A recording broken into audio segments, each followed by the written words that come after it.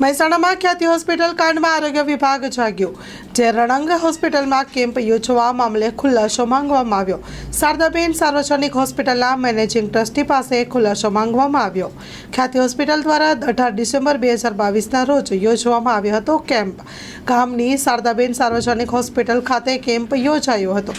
શારદાબેન સાર્વજનિક હોસ્પિટલના managing trustee પાસે ખુલાસા માંગવામાં આવ્યા છે। પ્રાથમિક આરોગ્ય કેન્દ્ર આંબલી આણસર મેડિકલ ઓફિસર દ્વારા ખુલાસો માંગવામાં આવ્યો। હોસ્પિટલ દ્વારા કેમ્પ યોજવા માટે કોની પરવાનગી મેળવવામાં આવેલી તે મામલે ખુલાસા માંગવામાં આવ્યા છે। કેમ્પ યોજવા મામલે મુખ્ય જિલ્લા આરોગ્ય અધિકારીને જાણ કરવામાં આવેલી છે કે નહીં તે મામલે પણ ખુલાસો માંગવામાં આવ્યો છે। આ કેમ્પમાં 28 લોકોને અમદાવાદ સારવાર માટે લઈ જવામાં આવ્યા હતા। 8ની એન્જિયોપ્લાસ્ટી કરાઈ હતી। ઓપરેશન બાદ 3 લોકોના થયા હતા મોત। Story report by Mayur Pandya.